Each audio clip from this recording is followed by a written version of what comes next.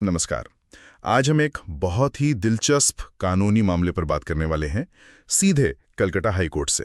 जी, और ये मामला जुड़ा है जीएसटी से, यानी वस्तु एवं सेवा कर से। हाँ, और हमारे पास स्रोत के तौर पर कोर्ट का फैसला ही है।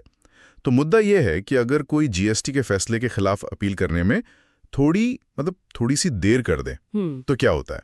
क्या नियमों की सख्ती हमेशा भारी पड़ती है या फिर हालात देखकर कुछ नरमी बरती जा सकती है? बिल्कुल, इसी सवाल को हम आज इस केस के जरिए समझने की कोशिश करेंगे। तो केस का नाम है दिनेश साहा बनाम superintendent of central goods and services tax. हाँ, हुआ यूं कि याचिकाकर्ता दिनेश साहा को जीएसटी डिपार्टमेंट के एक ऑर्डर के खिलाफ अपील करनी थी। ठीक है। उन्होंने अपील की भी, पर जो तय समय था उसके बाद। अच्छा, देर हो गई। हाँ, और बस इसी देरी की वजह से उनकी अपील खारिज कर दी गई। ओहो, सिर्फ देरी की वजह से? हाँ, जरा तारीखें देखें।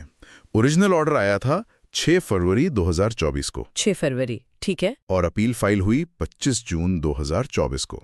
फरवरी से जून, तो करीब 4 महीने बाद। याचिकाकर्ता का कहना था कि देरी असल में सिर्फ 19 दिन की हुई थी। शायद गणना का कोई अलग तरीका होगा। अच्छा, 19 दिन।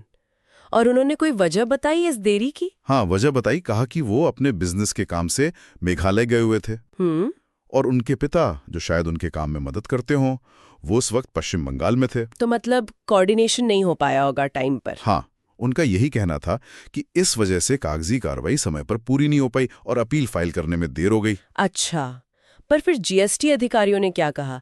क्या उन्होंने मान ली ये बात? नहीं, यही तो मामला थोड़ा और पेचीदा हो गया। जीएसटी अधिकारियों ने हाई कोर्ट में कहा कि अगर ऑर्डर मिलने की तारीख से गिना जाए तो देरी 19 दिन से भी ज्यादा थी। ओह, तो वो कैलकुलेशन पे सवाल उठा रहे थे। हाँ, लेकिन मजे की बात यह है, जिस अपीलीय प्राधिकरण ने, मतलब डिपार्टमेंट के ही जिस सीनियर अफसर ने अपील खारिज की थी, हाँ, उन्होंने खुद अपने ऑर्डर में 6 फरवरी की तारीख लिखी थी। यानी जिस दिन ओरिजिनल ऑर्डर जारी हुआ था उसी तारीख का जिक्र किया था। अरे, तो मतलब डिपार्टमेंट की निचली अथॉरिटी ने 6 फरवरी की तारीख इस्तेमाल की और हाई कोर्ट में वो दूसरी बात कह रहे थे। बिल्कुल, और हाई कोर्ट ने जस्टिस सौगत भट्टाचार्य ने इस गड़बड़ी पर ध्यान दिया। अच्छा, तो कोर्ट ने क्या पाया? कोर्ट ने देखा कि अपीलीय प्राधिकरण ने न सिर्फ अपने ऑर्डर में 6 फरवरी की तारीख यूज की, बल्कि उन्होंने इस बात पर बिल्कुल भी ध्यान नहीं दिया कि आखिर ये 19 दिन की देरी हुई क्यों थी। मतलब कारण जानने की कोशिश ही नहीं की। याचिकाकर्ता ने जो वजह बताई थी, मेघालय जाना, पिता का बंगाल में होना, उस पर कोई विचार ही नहीं हुआ। बस देखा कि देर हुई है और अपील खारिज। ये तो ठीक नहीं लगा। मतलब वजह पर गौर तो करना चाहिए था। सही बात है। तो फिर हाईकोर्ट किस नतीजे पर पहुंचा? क्या 19 दिन की देरी को बहुत बड़ा मान लिया? नहीं, कोर्ट का मानना था कि 19 दिन की देरी कोई बहुत ज्यादा नहीं है। अच्छा।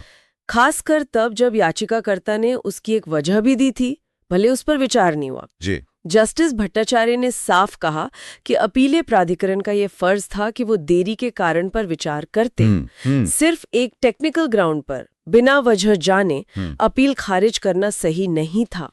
कानून में अक्सर पर्याप्त कारण होने पर देरी माफ करने का प्रावधान होता है। हाँ, सुना इसके बारे में, सफिशिएंट कॉज जिसे कहते हैं। जी बिल्कुल।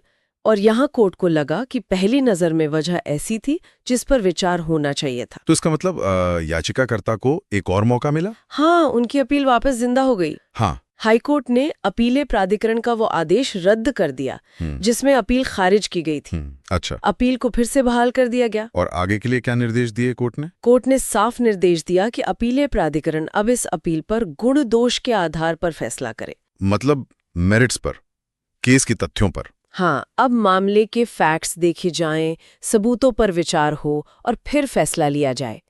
कोर्ट ने ये भी साफ कर दिया कि अब देरी वाले मुद्दे को दोबारा नहीं उठाया जाएगा। और कोई टाइम लिमिट दी? हाँ, कहा कि ये सारी प्रक्रिया अगले 3 महीने के अंदर पूरी करनी होगी। तो ये तो याचिकाकर्ता के लिए बड़ी राहत की बात हुई। निश्चित रूप से। तो इस पूरे मामले से हम क्या सीख सकते हैं? मतलब आम लोगों के लिए या बिजनेस के लिए इसका क्या मतलब है?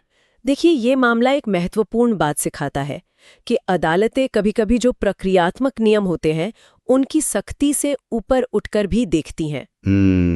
अगर देरी बहुत ज्यादा ना हो और उसका कोई वाजिब कारण दिया गया हो तो अदालतें मामले के मूल तथ्यों पर यानी मेरिट्स पर ध्यान देने पर जोर दे सकती हैं। तो मतलब न्याय सिर्फ नियमों की लकीर पीटना नहीं है? बिल्कुल, ये इस सिद्धांत को मजबूत करता है कि न्याय का असली उद्देश्य सही और उचित फैसले तक पहुंचना है। प्रक्रियाएं जरूरी हैं, पर वो न्याय के लिए हैं, न्याय प्रक्रियाओं के लिए नहीं। ये वाकई सोचने वाली बात है। कानूनी प्रक्रियाओं में नियम तो चाहिए, डिसिप्लिन के लिए जरूरी भी हैं। हाँ, वो तो है। लेकिन फिर मानवीय परिस्थितियां भी होती हैं। तो सवाल ये उठता है कि इन नियमों में कितनी गुंजाइश होनी चाहिए। क्या हर नियम में थोड़ी नरमी की संभावना हमेशा रहनी चाहिए, खासकर जब देरी मामूली हो? ये एक बड़ा सवाल है जिस पर लगातार बहस चलती रहती है। कानून की निश्चितता और न्याय की जरूरत के बीच संतुलन कैसे बनाया जाए, इस पर विचार करते रहना चाहिए।